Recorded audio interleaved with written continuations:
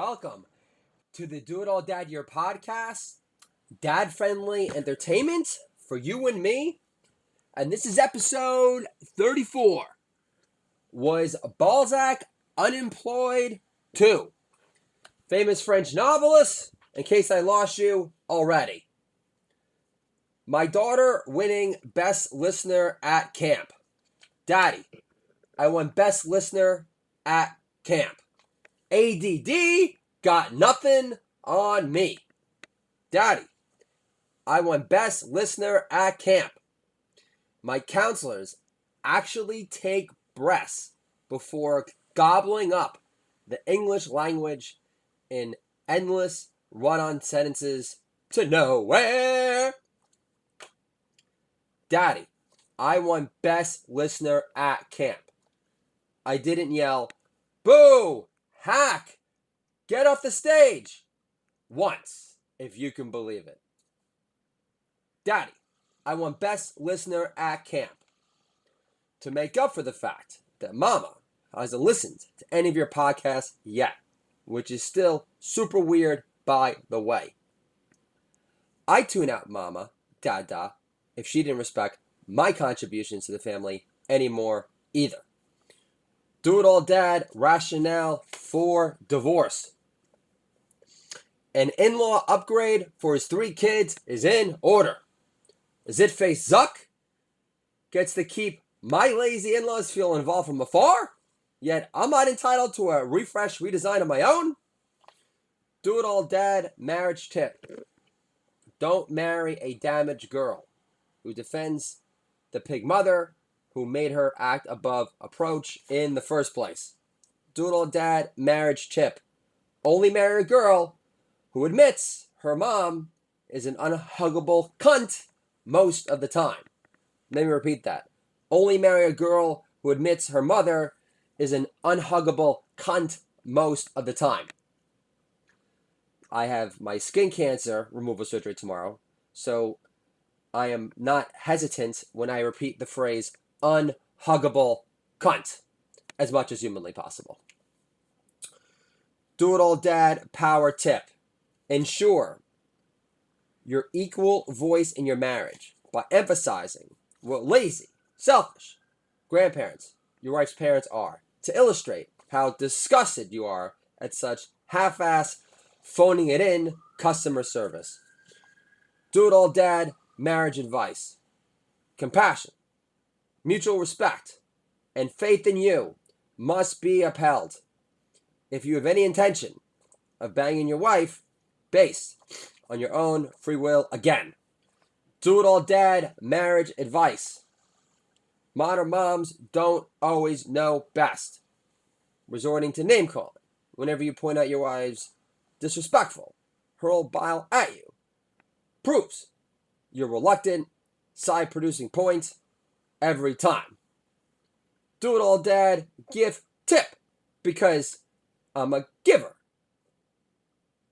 and more generous hearted than most. Don't have your daughter wrap her own Bjork box set on Christmas Eve. Sure, it's exciting if your daughter is into shrieking eels music. Still, you're guaranteed to make her feel half-ass happy as opposed to 100% happy. My younger brother's favorite expression after he went to rehab in the Berkshires. I loved hearing from him. Bro, I worked at the diner and I was able to run and bang Caitlin and everything else that moved. 100% happy, bro. 100% happy. Do It All Dad gift tip. Don't have your daughter wrap her own gift, especially knowing she only gets one big gift compared to the 8 ones my daughter gets for Hanukkah. It doesn't bolster your case against my people being the stingy, cheap ones either. Hey now. LinkedIn direct message exchange. This is Putz Face. I'm not a dad though, which is probably an issue. Do It All Dad Year podcast host, that being me, replies. Your life being meaningless, childish? I agree.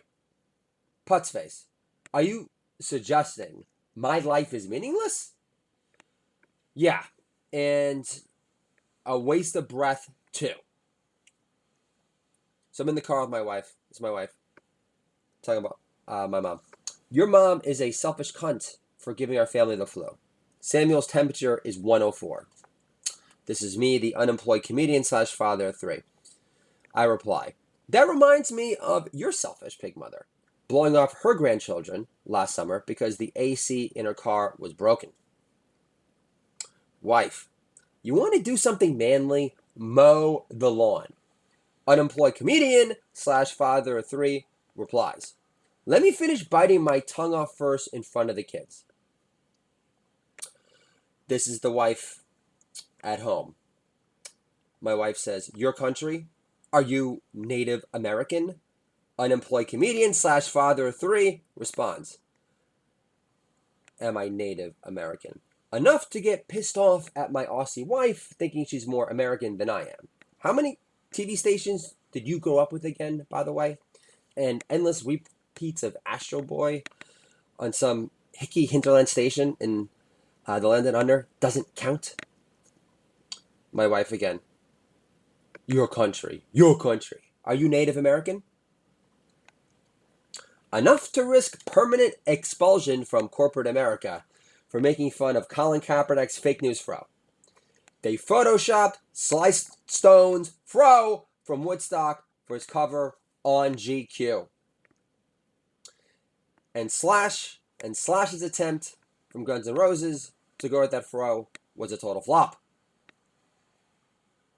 This is my wife. My parents are sensitive to us having no help with the kids. My reply. They adopted a rescue dog to care for 350 days over our 3 kids. Real sensitive. They only pay for the dog's daycare, for Christ's sake. Proof. I haven't lost my asshole edge. I'm not a dad, though, which is probably an issue. My LinkedIn direct message reply. Your life being meaningless, childless, I agree. I only care about entertaining do-it-all dads who are truly busy on the podcast. Thanks. That version came together a little bit better. Do-it-all dad smoothie tip. Don't put hemp powder in your smoothies. It's indigo girls performing naked gross. Do-it-all dad smoothie tip. Don't put hemp powder in your smoothies. Almond milk doesn't disguise the chalky flavor any more than cocaine cut with Ajax. Do-it-all dad smoothie tip. Never put hemp powder in it. It tastes like chalky, muddy rope. Do-it-all dad smoothie tip. Never use hemp protein powder in it. It's David Crosby spanking into a sperm cup to California Dreamin'. Gross. Michael Savage thinks Billy Crystal was only funny for a bit before he became too self-serving. Pretty sure Billy could come up with a better nickname for your stupid dog than Tubby Dumpy. You sound like every other arrogant Jew from the Bronx. Gary Marshall.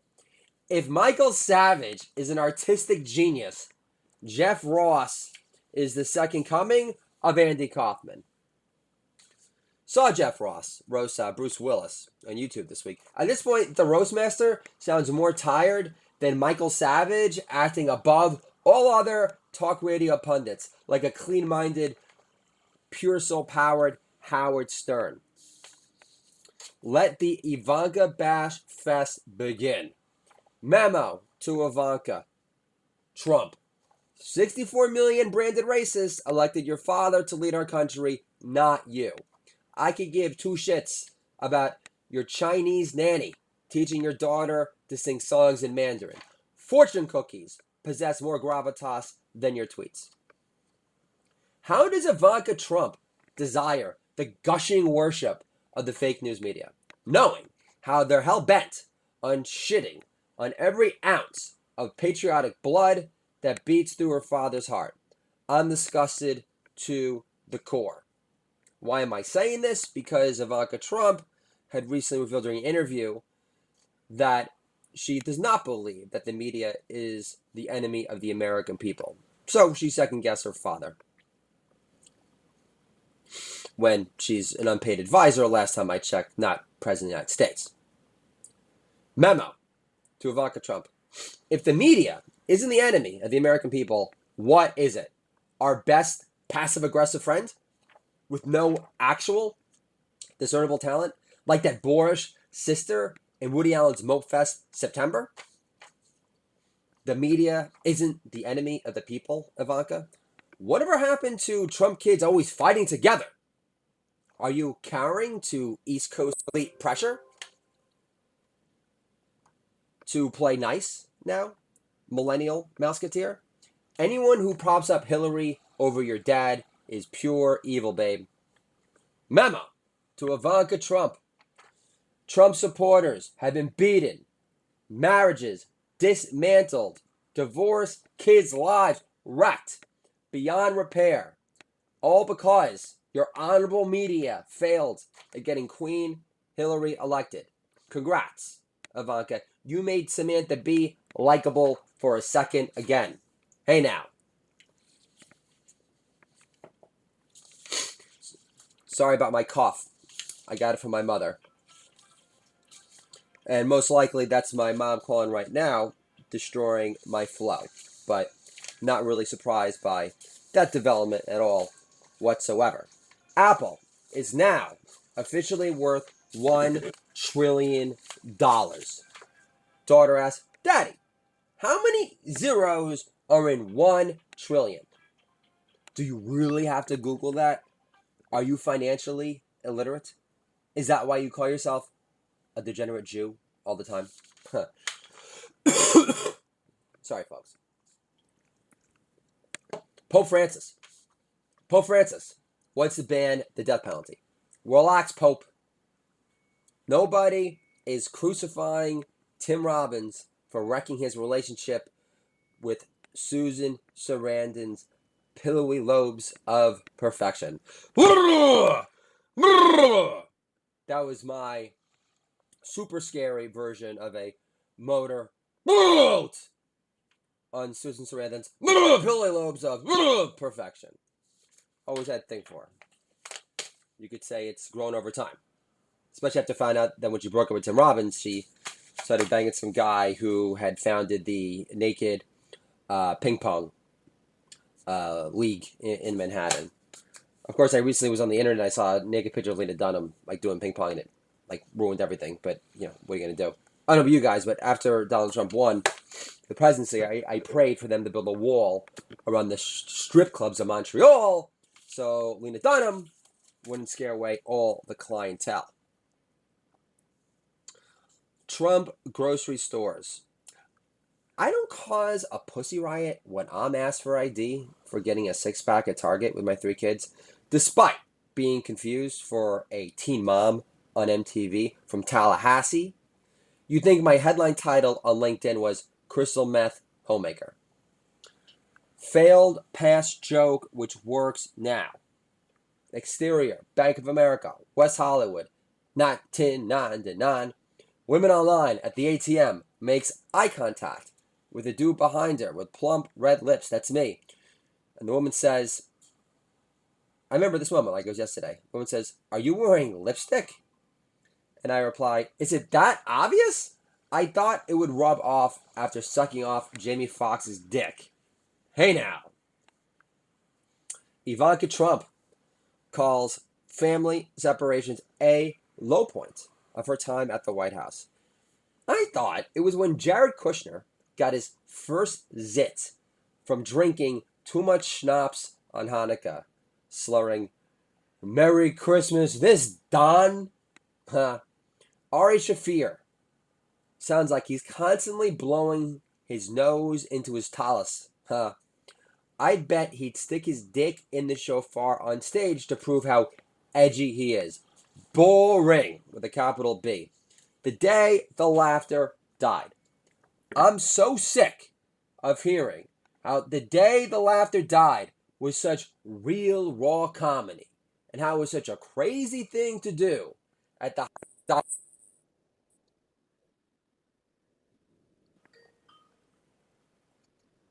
Hello, Aaron? Yes, it is. Aaron, great to hear from you.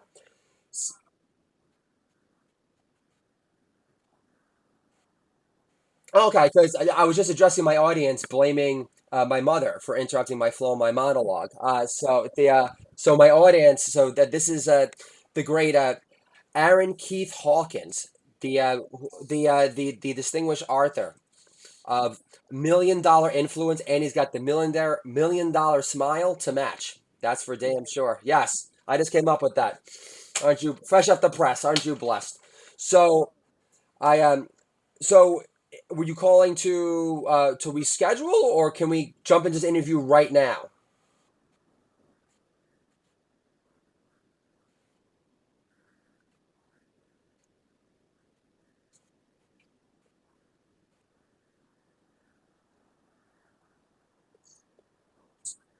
So ladies and Wow. So, ladies and gentlemen, this is an example of a true do-it-all dad. Okay, so when he says he has an emergency and he's busy, he actually means it because you don't become the head of a SWAT team when you don't get shit done and actually have shit to get done. And we'll just have to wait for questions such as what books about martial arts has been the biggest influence on your daughter becoming a black belt at 7 before Shirley Temple moved up to the harder stuff. So we're just glad my comedic instincts are still rock solid, kettlebell strong. So we'll reschedule. Don't worry about it. I still have plenty of material to wrap up this podcast, and I never really had the opportunity to develop too much material about my defending my family deficiencies. So we could. I'm glad you like the title. I appreciate the laugh. So we'll reschedule. No problem. Take care of business and be the Superman that you are.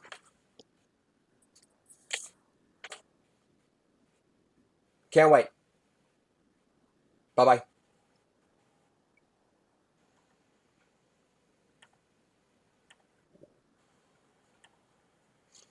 So I'm still here, folks. That was pretty interesting. That was very exciting. Getting a phone call live on the podcast. We're breaking new ground over here. Can I get an amen? I said amen. So we were still doing some jokes. We're talking about the day the laughter died. Let's get back to that for a second. Every day I got here Chris Rock, Joe Rogan. Who else? Anthony Jeselnik. See, if I was an unfunny wannabe comedian like Michael Savage, I would call him Anthony Jessel Sick and think that I'm being witty. But I'm actually naturally funny, and I'm not trying to prop up myself to be a more impressive comedic force than I actually am. But point being, before I get too off topic and before I become too obsessed here, or before I allow the esteemed Dr. Savage to hijack the flow of my podcast over here. So the day the laughter died, it was a album that Andrew Dice Clay recorded at Dangerfields back in the day after he was selling out stadiums left and right. Could have been bigger. And yes, it's a very cool concept. Him going to Dangerfield to perform a show with no script at all whatsoever. Yes, it takes balls. Yes, not every comic could pull it off. And yes, not every comic would put together that album after selling out Madison Square Garden. I totally get it. Nonetheless, I am so sick of hearing how The Day the Laughter Died was such real, raw comedy. And that was such a crazy thing to do at the height of Dice Mania. Dice just shat on the audience for 2 hours because he had zero point 0.0 material, and at that point in his career, hated to be defined by his poems. So, sorry, I don't. Dice doing F you and F this and to me just confirms my wife's hurls of hackeyism his way, and it is I don't think that it's the best representation of Dice. I certainly wouldn't get any girlfriend to Dice by exposing the day till after died. And how ironic is it that the laughter has been completely extinguished from the flow of my podcast while talking about that piece of shit album. So Sarah Jiang, still just a tech writer, right? Just wanted to clarify. Have you read her tweets? She's the new editor for the New York Times. Have you read her tweets for Sarah Jiang? White man this, white man that. Her tweets barely pass for ESL 101. They're choppier than chop suey. Billy Wilder lives. New York Times is now in the business of white man reverse racism. No, he didn't. So I'm really excited to get Aaron Hawkins on this podcast. We'll definitely reschedule. Again, just give you some backdrop. Got a master's in leadership from University of Oklahoma, high performance coach, police captain, leader of a SWAT team, Arthur, podcast host, keynote speaker. Like him a lot. Can't wait to get him on. And he will be on episode 35, defending my family deficiencies. But this episode is not called that, for those of you listening. This episode is called, Was Balzac Unemployed To? But before we get to that, I do want to read another piece that generated some comedy gold. Your laughter will confirm it. My wife had recently enrolled in Ancestry.com, found some interesting info. Turns out that she's got some Ashkenazi Jew in her. Could be Sephardic, but I'm not surprised because I've always said that she's the funniest Gentile I've ever met. So it's good to know that she has been blessed with the funny Jew bone as well. And that would explain why all of our three kids are super hilarious, sweet clowns. And so they really got a double dose of hilarity. I'm not saying you need to be Jewish in order to have funny kids, but it certainly helps. So here we go. It's a new poem of mine. Got some love on WordPress. Feel free to check out my blogs there at the Doodle Dead Year blog. What's DNA Dada? Remember Baba watching the World Cup, spitting at the TV, yelling, "Murder them, Germany! Murder them!" Well, that spit sample would verify what? Baba doesn't care for Philip Roth novels, Dada? Duh. What's DNA, Dada? You know when you bump into your younger brother's head by mistake? Yeah, Daddy. That's your putsy DNA acting up from Dada's side of the family again. Hey now. What's DNA, Dada?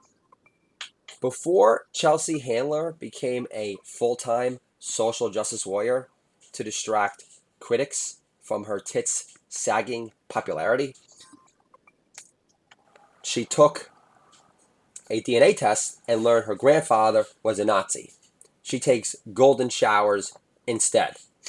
There's a video on YouTube, you can look it up. Jason Biggs is literally peeing on her from a boat.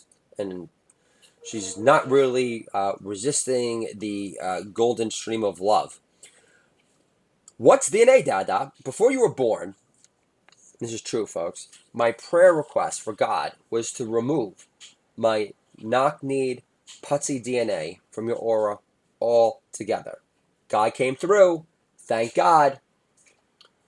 So talking about my daughter here. I call you Female Flash and Deltoids Dawn as an homage to God's grace, really. Delta Dawn is a phenomenal song that you should have Alexa play for you immediately after this podcast, or watch Big Fan with Patton Oswalt, and you can enjoy it then for the grand finale. What's DNA Dada? Should translate to a surefire guilty verdict from a jury all over. What's DNA, Dada? The reason David Caruso's agents never dropped him for good. It's a dated reference, but I'm having skin cancer removed from my finger tomorrow, so I don't give a shit. What's DNA, Dada? Remember when Bret the Hitman Hart spit at Vince McMahon after the infamous screw job in Montreal? From that spit sample, scientists could determine whether Bret the Hitman Hart's foaming disgust with Vince McMahon was real or not. What's DNA, Dada? You know how you came from Daddy's tree trunk? I know that was worth the wait. So, here we go, folks. This is it. This is what you've been waiting for. Was Balzac unemployed too? Hey, babe, do you know what Balzac said? Why? Was he unemployed? Was so much for my flow. Was Balzac unemployed too? Let's start from the top. Hey, babe, do you know what Balzac said? Why? Was he an unemployed writer too?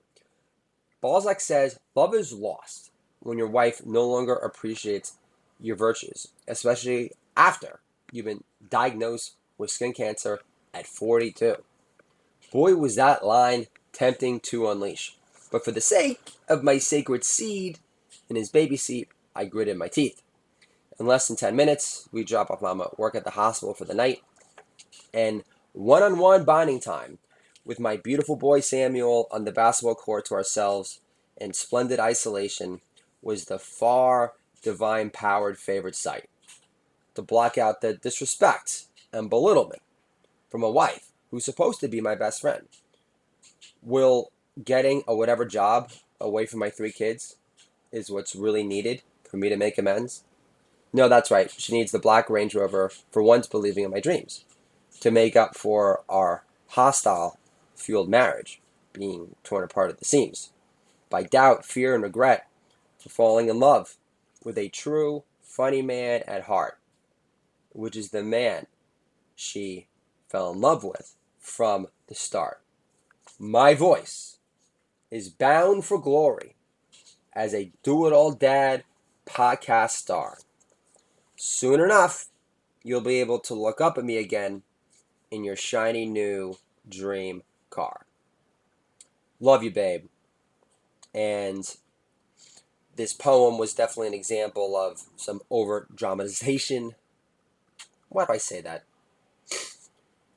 This poem does reveal some raw truth and emotion, and I think that's why it got 7 likes on WordPress. So I'm not going to fucking tap dance around my feelings here on my own fucking podcast, especially getting my skin cancer removed. But the guy who I was going to interview today, Keith Aaron Hawkins, in his book $1 Million Influence, talks about how the key to conflict resolution is to seek understanding and to listen. And I also know that I'm very guilty of dominating a conversation, hence me opening up with my daughter winning the listener award at camp, and that being a great platform to do some self-deprecating material about my extreme loudness. I mean, after all, we're talking about a daughter over here that came up with the idea for a children's story about me going to a doctor to cure my loud man's disease. We're still talking about a guy here, and I love how I'm talking about myself in the third person. I'm sure it's not off-putting at all whatsoever. But when I did get my writing break at VH1 Classic, prior to that, I was a stay-at-home dad. Only had 1 kid at that point. It was Matilda. And I distinctly remember coming home. Came home really late. I was there from like 9 to like 11, but I loved it because I had worked so hard for 12 plus years to get my TV writing break. And then I finally got it. I was finally getting paid to do, what I love to do, which is to create and be funny and try to give, writing a nice poetic lift in my own, personal special way. And I'm writing about, Warrant and Guns N' Roses and Cinderella, all these hair metal crooners that I grew up with. So it really was a dream come true, first time TV writing starting gig, without a doubt. But my daughter was accustomed to me always being at home. So all of a sudden, it's just my wife, my lovely wife, Natalia Duffy, and my daughter at home. And then my daughter, I'm quoting her verbatim, and my wife told me about this. She says, Matilda, last night, she goes, Mama, it's really quiet when Daddy's not home. And meanwhile, my wife was thinking, well, that's because Daddy's an obnoxious Jew who's louder than Busta Rhymes at a midnight showing of Higher Learning. I love to recycle material when I can, folks. So my point being here is that I obviously still love my wife. I obviously still want to give her that black Range Rover for being the most steady, generous supporter of my dreams, because she is my best friend. And I cherish that. And I don't view relationships as, well, what have you done for me lately? But if you really love the other person, you do want to give and hook them up tenfold if you really love them. And I really do love her. and I had no intention of having kids. I have this whole joke. My wife would say, I've sacrificed. We're fighting about something. And then my response is, hey, babe, you act like an aspiring comedian in his late 20s, wanted kids ever. Did I want kids? No, but I have them, and I couldn't be happier about it. And to have them this week before my skin cancer removal has been wonderful. I've definitely gotten sentimental. I've been able to produce some pretty good poetry, and really, smelled the roses. Went to the beach, Norwalk this week. Went out there with my three kids. I was getting these like strange looks, as if you don't see that sight every day. And I wasn't getting looks so much as, well, he's white privilege personified. Doesn't look like he's worked a day in his life. No wonder he's got skin cancer, because he just gallivanted the beach with his three kids because he's never had a cold call for a living. That is not true. But my entire life has felt like a cold call.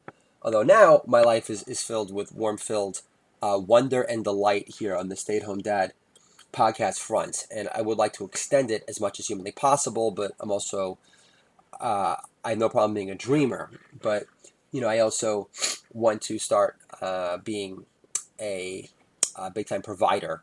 So, I would love for this podcast to become big-time, but hey, if it comes down to, me getting a job in the big city, and in order to, bring some more bacon to the family so we could go to Copenhagen next summer, that would be wonderful. And yeah, they say the podcast, they say it's a marathon. So it'll be something else, folks. Do It All Dad, your podcast, controlling your kids through comedy. We write that book on the Metro North train. And we have a bestseller on our hands. And we use that advance money to live the dream and have the ultimate European family vacation in Copenhagen next summer. That's the new dream. I will continue to fantasize about this dream and will it into reality. In case you guys are wondering, who listened to my last podcast, I had read a poem, My Honesty with Alcoholism. Still been dry. Definitely has not stripped me of my comedic thrust, as you can see. And down to 205. And I did dunk in front of my kids recently, but it wasn't with a regulation ball. And I think the hoop was a little bit shorter, but we're getting really damn close.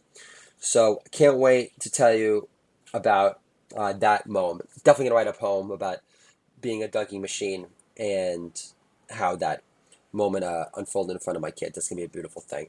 So, Natalia Anna Duffy,